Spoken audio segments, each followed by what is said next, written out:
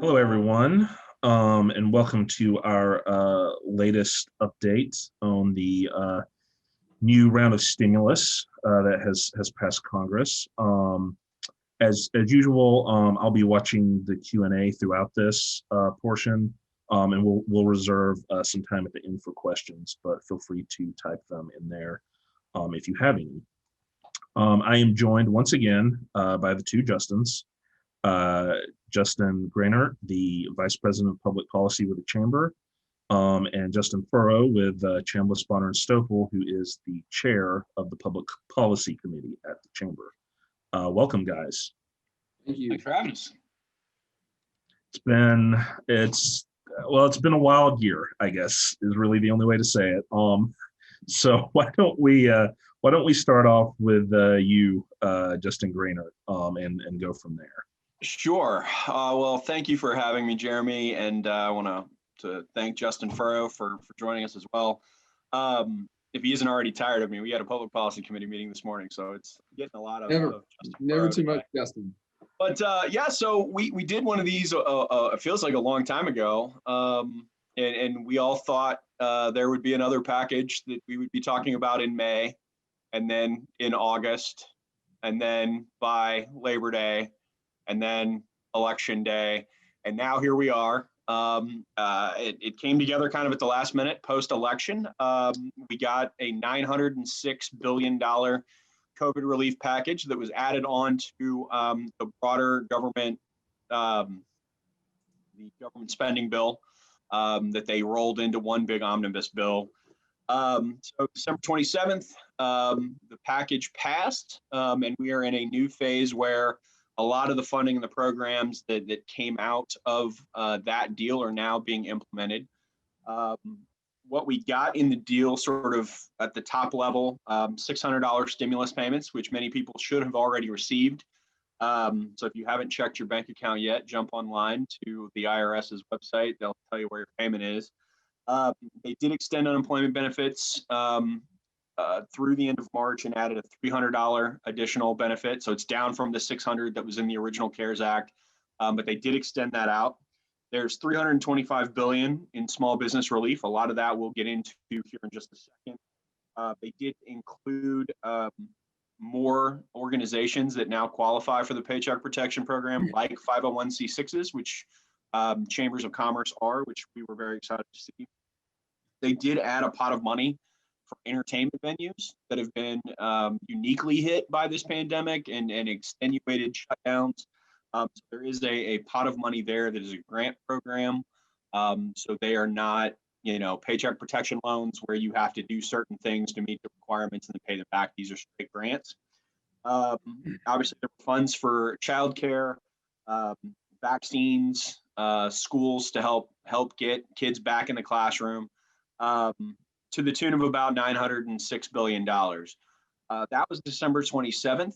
That feels like 8 years ago at this point. We've had a lot go down in the world since then. And I think that what has gone down will, I think, lead to the next phase, which we'll talk about here in a minute. But the Senate majority will ultimately flip from Republican to Democrat, with the two races in Georgia being won by the Democrats.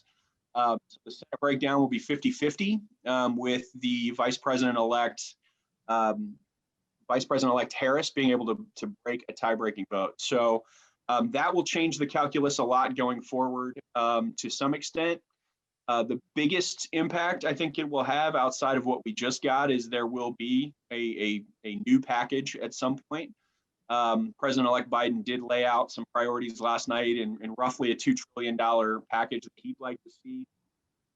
I think the biggest impact going forward will be what gets on the Senate floor calendar. I think you will see this come up very early on next year. Well, this year, I should say, sometime after January 21st.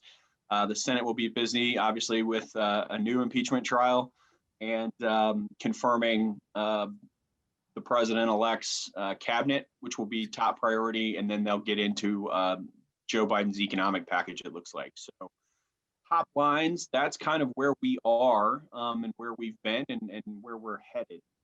I think some of the really exciting things in the $906 billion package we're going to talk about today, and Justin Furrow is going to kind of help us in the weeds on some of this, is the Paycheck Protection Program is back. There's $257 billion that were in that account. They've lowered the threshold on how much of a loan you can get. The original plan, you could ask for up to $10 million in a loan that could be converted to a grant. They've lowered that down to $2 million. They are really targeting small business in this go around. So you won't be seeing a lot of the sort of bigger companies pilf a lot of money and then, get shamed into returning it like we did when we initially brought out the Paycheck Protection Program. There is a new second draw loan. That is a new element to this program. There are different rules for accessing the Paycheck Protection Program a second time, which we'll get into. They changed the tax implications of the original Paycheck Protection Program, which are actually beneficial to those that got them.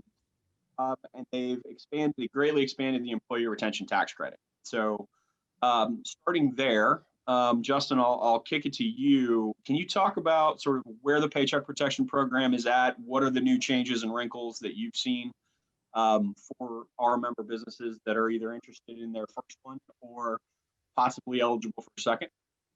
Glad to, Justin, and thank you, and thanks for the chamber for having me on and organizing these. I think you all are providing a great benefit to the community, and not just because I'm a panelist. I think you're doing a really good job, so thank you for having me. One point of clarification I will make on your comments, Justin, is the original, what we're calling the first draw PPP loans, the maximum amount is still $10 million.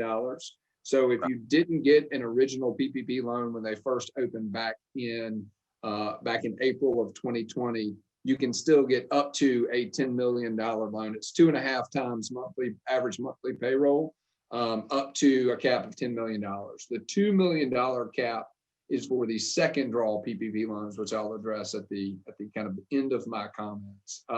First draw PPP loans, in terms that are generally applicable to everything.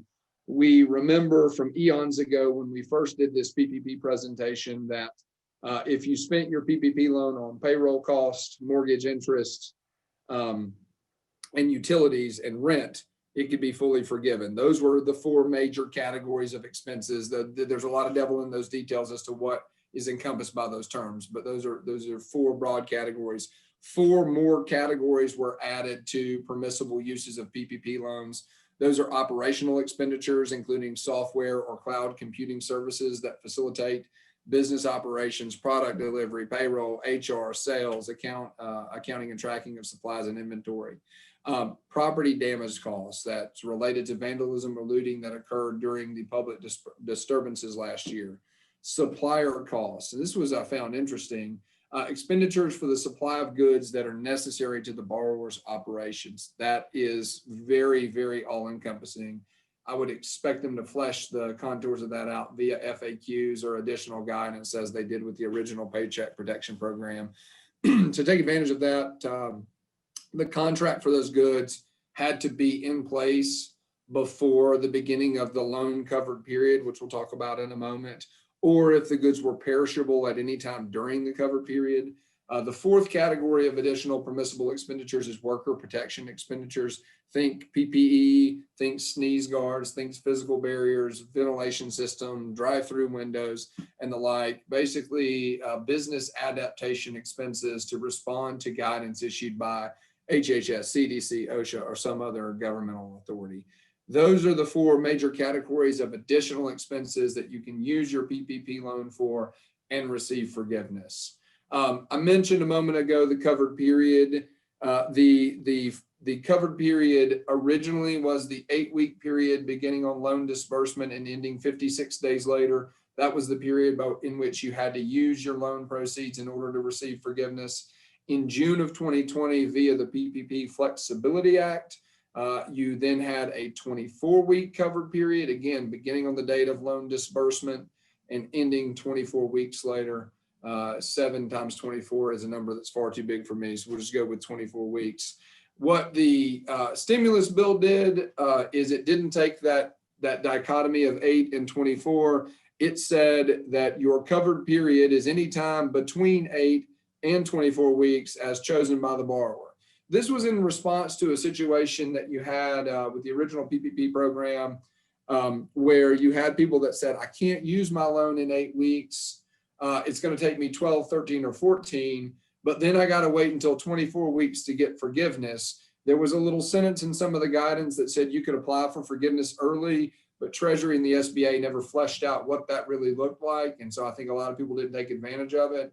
And so this says basically, if you get a loan, a 2.5 times average monthly payroll, and it takes you 17.2 weeks to spend it, you can select that as your covered period. So anytime between 8 at the short end and 24 at the long end.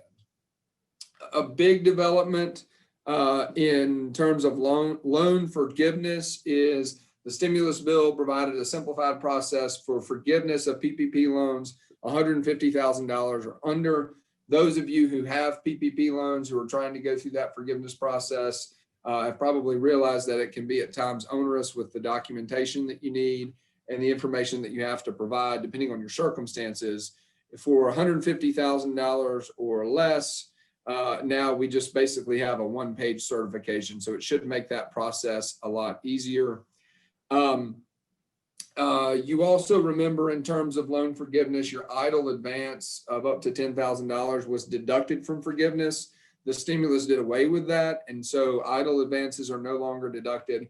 And what the guidance that came out a couple of weeks ago says is, if you've already received forgiveness and you had that idle advance deducted, SBA will be remitting that to the lender, which in turn should remit it to the borrower. I would tell you my practical advice in that scenario is you shouldn't wait on the bank to send you that money.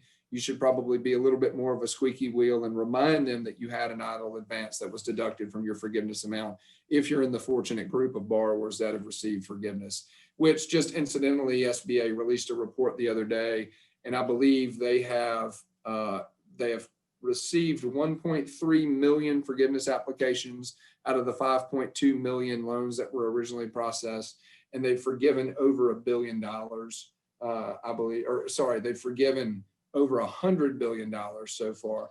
Most of those are under the $150,000 range. I think they've forgiven 83% of all loans that have been submitted. So hopefully you're in that group that have been submitted. Some minor changes, payroll cost. If you're a new first draw borrower, you can either use your 2019 payroll figures or your 2020 payroll figures, whichever one is easiest for you. Another interesting point, SBA is now required to put some details in its audit plans. With the original guidance that came out, SBA was given audit rights, particularly over loans $2 million above, but generally over any loan under the PPP. Anytime someone asks what those audits look like or when they're going to do them or how they're going to be processed, the answer simply is, we don't know. We're still waiting on SBA to provide us that guidance. And so now they're supposed to provide an audit plan detailing their policies and procedures for doing audits, and then submit monthly reports on forgiveness reviews and audit activities, which will be welcome. If you look at the SBA's PPP website, which unless they've updated it today, I did it yesterday, they've only provided forgiveness statistics through November 22nd. So we don't even know for the last 7-8 weeks how many loans have been forgiven and the dollar amounts of that. And certainly we don't know any details other than that. So the law is requiring them to provide some more detail. Increases in PPP loan amounts. This is one that's been really interesting for borrowers. And Justin and Jeremy, jump in if you have questions. I don't mean to monopolize the feed, but so you had, and those of you who are in the PPP loan program realize that when the program first opened and the money was running out, we were shooting in the dark on some of the guidance. Does this count as a payroll cost? Is this benefit eligible? Can I use this? How's my calculation work? What about partnerships and LLCs and income paid to partners? And so you had some people that, frankly, left money on the table when they calculated their PPP loan amount. The stimulus bill provides that they can go back and ask for increases in that loan amount if if guidance subsequent to their application and loan disbursement would have made them eligible for more. That's going to be one of the more intriguing components in my mind, because you can have a situation where technically a borrower would have been entitled to more, but maybe because in whatever the borrower's industry is, they weren't hit as hard by the pandemic, or maybe they've rebounded. So do they really need the money now? Should they get it because they would have been entitled to it? Or should they forego that money because they really don't need it? I think that's going to raise an interesting question. And I haven't seen any guidance on what sort of certification requirements is going to be on a borrower when you're trying for an increase. It tells how the lender asks SBA, but it never quite tells how the borrower must ask the lender. Are they going to require that good faith certification again that is operative as of the new increase date, or is it going to be retro as to the original application date?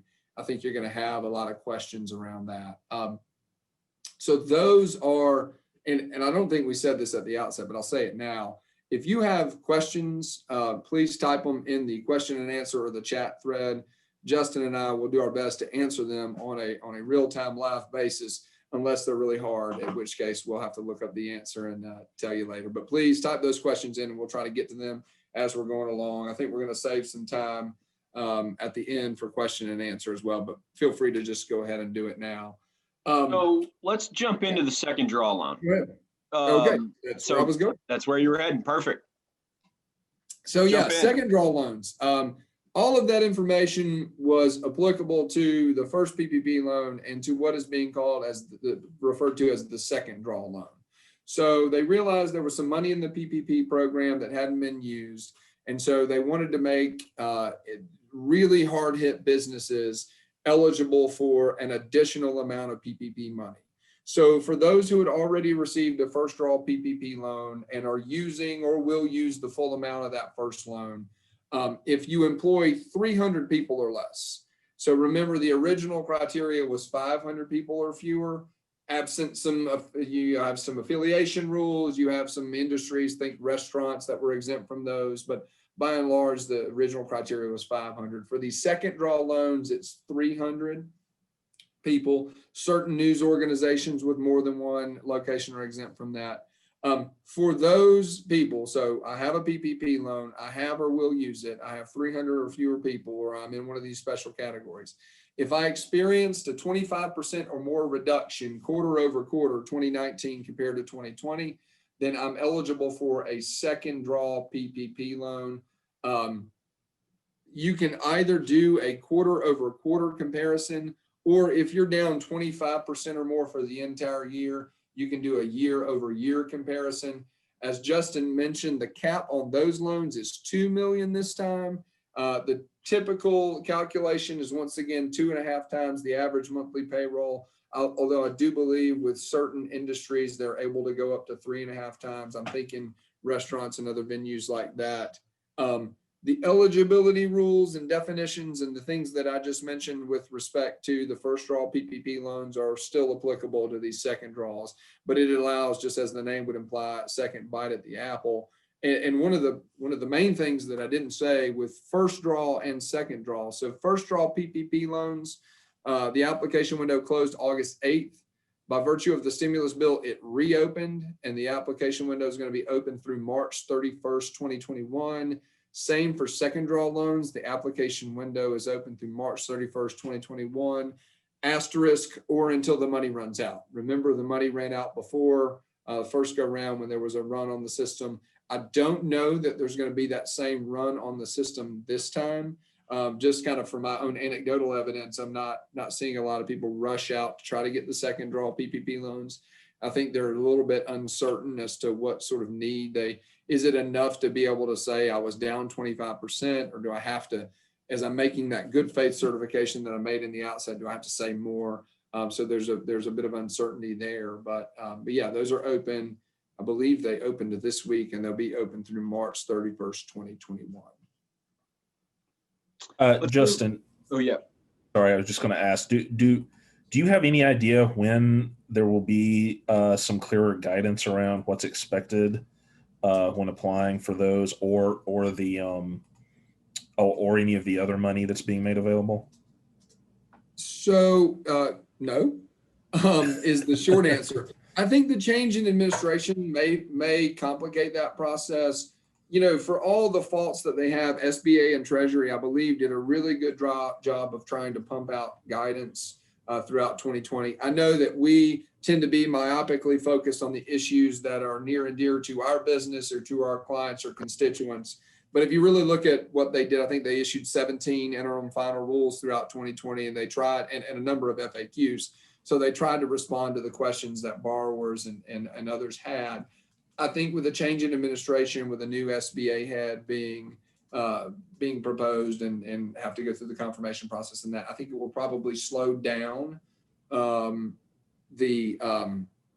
new guidance. You know, to their credit, they were put on, I believe, a 10-day deadline in the stimulus bill, and they pumped out first draw and second draw guidance within 10 days. They hit their mark. So I've got to give them credit on that, but I think there will be a little bit shuffle and changeover in giving this new guidance. And Jeremy, to that point too, you know, when they first introduced the Paycheck Protection Program, I mean, we cannot stress enough how unprecedented putting a government program with $500 million in it while you're flying the airplane and it's going down, and you're trying to pump that much money out while you're building the program to begin with. Sure. So I think a lot of the bumps in the road that people saw, obviously were because we were in real time trying to put together a program that made sense and get money out to businesses that needed it literally simultaneously. Whereas now, you know, we're on we went through the original CARES Act, we went through the second tranche of funds that went to the Paycheck Protection Program. You know, those 19 sets of interim final rules, I think, help guide a lot of what we're going to see. So I don't think there will be as much turbulence in terms of changes of rules this go around. To Justin's point, they were given a 10-day window to get rules for the first round, for the changes in the first round and the second round. They were able to hit that. That'll probably be the last we'll hear, I'm assuming, from the Trump administration's Treasury Department and SBA. So I do think there will be sort of a lull. But I do think that delay in the first round and this new wave of funding, I think has helped stabilize the programs in a way that there probably won't be as many questions or bumps in the road or changes that need to be worked out. So to that end, there may be some when obviously the Biden administration is probably going to have a much different view of how these things are going to work. But I don't think you'll see 15 different changes to the rules this go around as we did maybe the first time.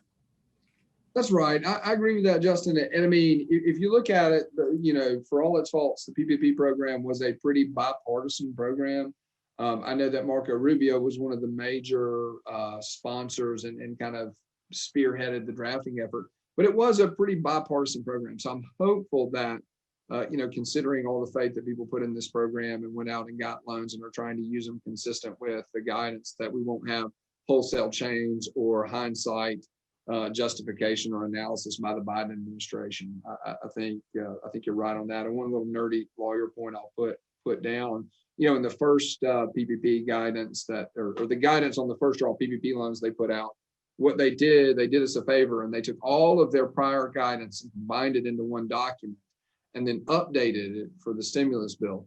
But they didn't tell us what they updated. They didn't provide us a red line or track changes or anything like that. So we got to read all 82 pages to figure out what was new. It was quite fun and a nice little New Year trick.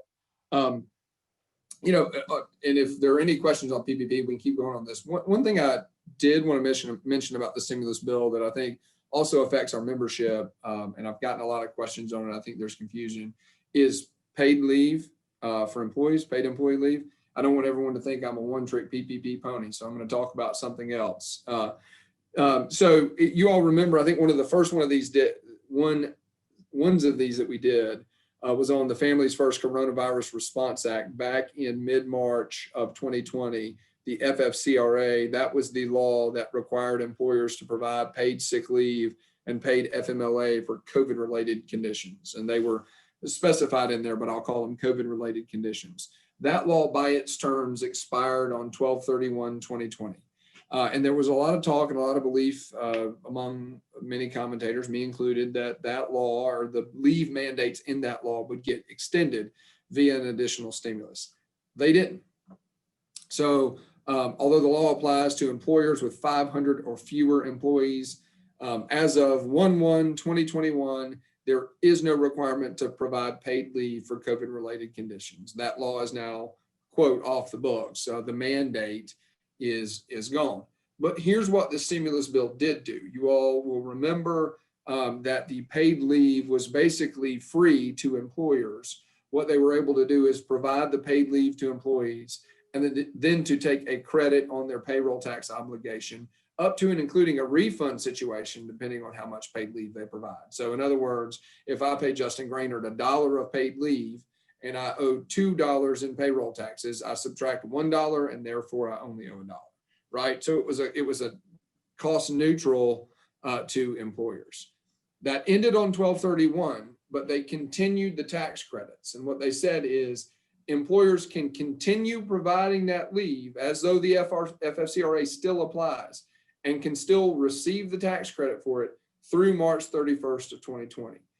Big caveat there though, and everybody was confused. Well, how much leave do we provide? Can we provide as much as we want? What do we do? The caps of the FFCRA would still apply.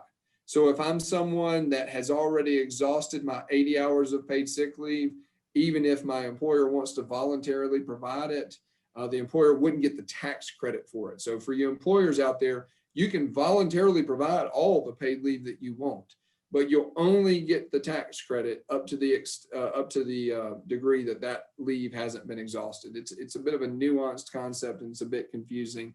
That ability to provide voluntary leave and receive the tax credit for it ends on March 31st, 2021. We do anticipate that there will be a push for additional paid leave, maybe even an extension of the FFCRA program. I think President-elect Biden mentioned in his remarks last night that there will be a push for paid leave. I don't know where that will fall in the priority list. I know they're going to want to talk about testing and vaccine distribution, and an additional stimulus money is going to individuals. I'm not sure where that will fall in the priority, but I think as we continue seeing the effects of the pandemic, and particularly as people continue to have to be quarantined and testing positive before the vaccine is widely available, and as schools continue to be closed and kids have to learn from home and parents have to care for them, I think there's still a need for this type of leave. And so I wouldn't be surprised if it doesn't get extended. And Justin, just on that note, President-elect Biden's plan would be to provide benefits of up to $1,400 per week in tax credits for employers with fewer than 500 employees to reimburse them for the cost of the leave. So for those of you that are interested in what's coming next, that's one thing that will be discussed. One thing I wanted to go to, Justin, that I think is important is the employee retention tax credit. How familiar are you with that?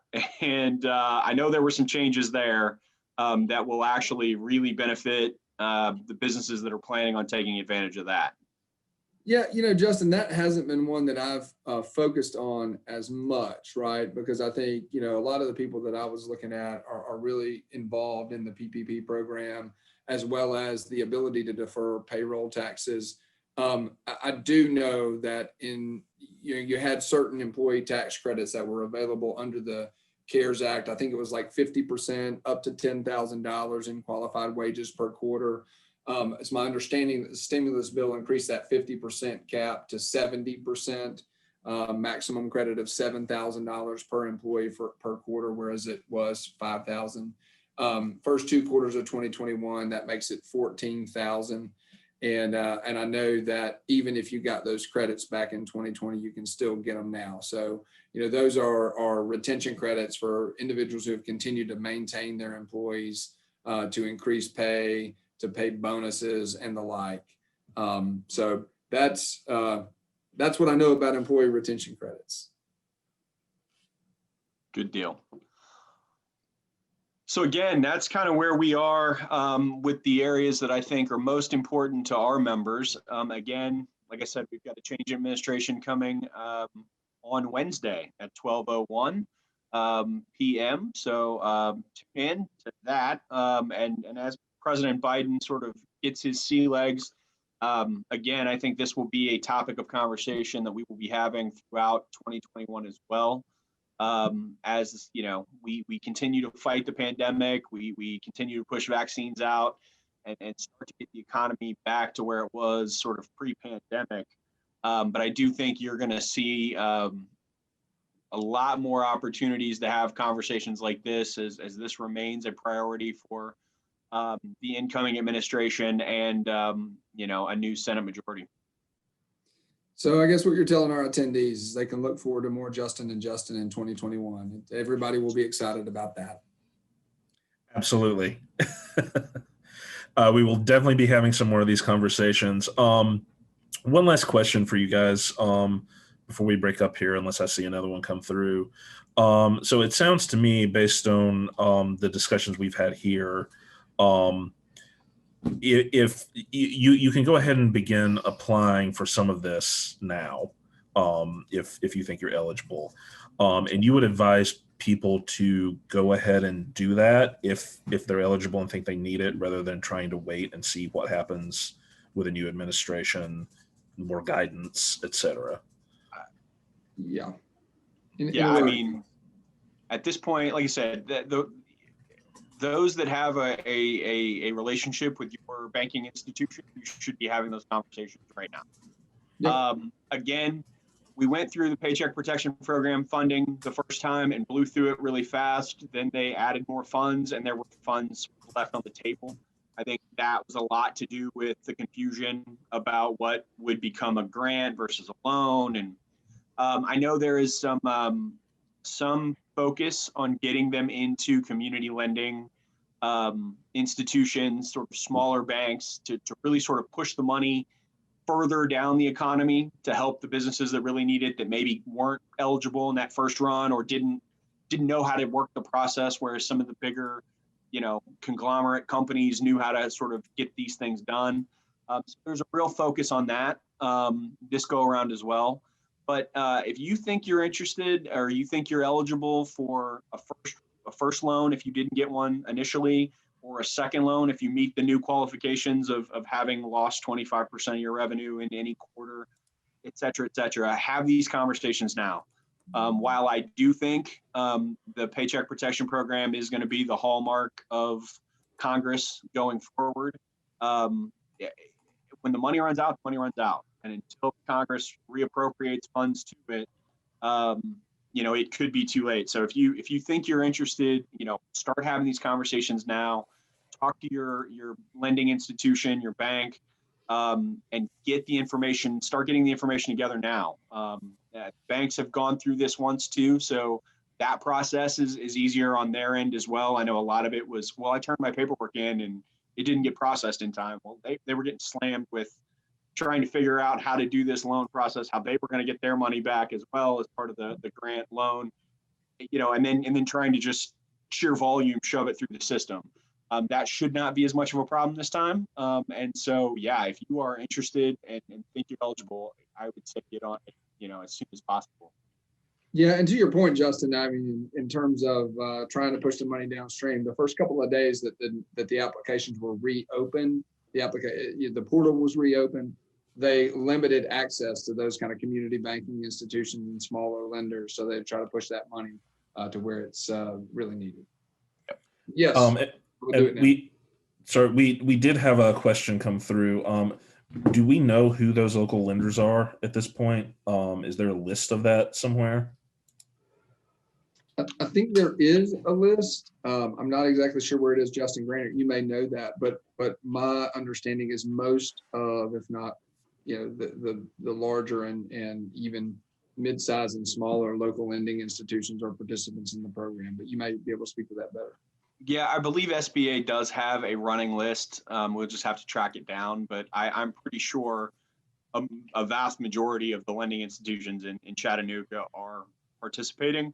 I would say if you have any, we can find that list and post it on our social media feed. We're happy to, or if whoever asked the question wants to shoot us an email, I'll happily get the list. But I would say the quickest way probably go about it is to just call your bank and see if they're participating, and if not, then we can help track down someone that is.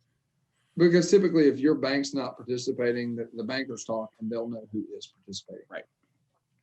Sure, and I'll just take this opportunity to remind folks, that the chamber website has served as a resource since all this started, and I know at one point we did have a list of the local institutions that were taking part in the PPP, the earlier rounds of it, and I'm sure we can update that and get it listed there along with other sources of information about COVID relief that we've already got there and are maintaining there. Okay, thank you guys. And I will mention if this was useful to you, we do have another talk specifically focused on small diverse businesses in the community on the 19th, so the day before inauguration. And that's going to be a panel discussion that will be run by our Vice President of Diversity and Inclusion. And there will be some more information for you folks there for sure. And again, this is not the last time you will see the two Justins.